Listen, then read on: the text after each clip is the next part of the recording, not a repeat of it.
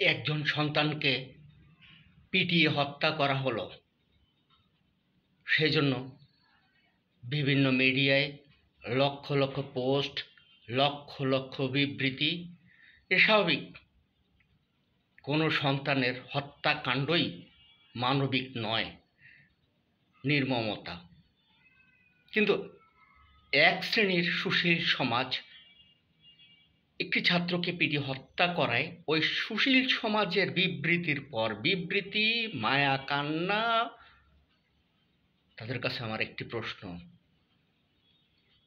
সড়কে প্রতি বছর দুর্ঘটনা নামের আড়ালে হত্যাকাণ্ডের শিকার প্রায় ৩২,০০০। কই, আপনাদেরকে তো একটি হত্যাকাণ্ডের বিষয়েও বিবৃতি দিতে দেখা যায় না। নাকি সড়কে যারা হত্যাকাণ্ডের শিকার হয় তারা মানুষের সন্তান নয়, কারো না কারো সন্তান নয়? তো তারা যদি কারো না কারো সন্তান না হয়ে থাকে, একটি সন্তানকে পিটিয়ে মেরে ফেললো, আপনাদের এত গা জ্বালা যখন হচ্ছে, সড়কের ব্যাপারে তো আপনাদের গা জ্বলা উচিত ছিল। সেখানেও কিন্তু রক্ত মাংসের মানুষ, তাদের আত্মচিৎকার আকাশ বাতাস ভারী হয়ে যায়। সেই সন্তানগুলো সড়কে হত্যাকাণ্ডের শিকার হলে তাদের পরিবারেও বুক ফাটা আর্তনাদ হয়। আপনারা কি বুঝবেন সন্তান হারানোর মর্ম? পশুদের সন্তান হয় না, মানুষদের সন্তান হয়।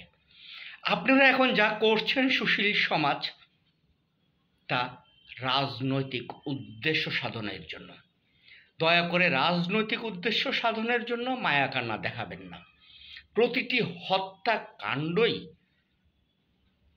গুরুতর অপরাধ এবং প্রতিটি হত্যাকাণ্ডের বিচার হওয়া উচিত।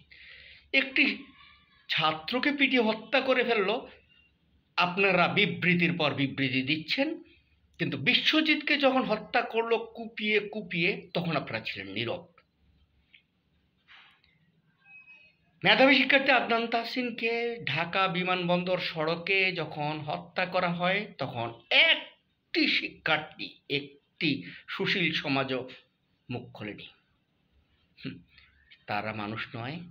শুধুমাত্র আপনারা মানুষ মনে করেন আপনাদের রাজনৈতিক স্বার্থ যেখানে আছে সেখানে। তাহলে মানুষ এবং পশুর মধ্যে পার্থক্য বের করা একটু কষ্টকর হয়ে যাবে।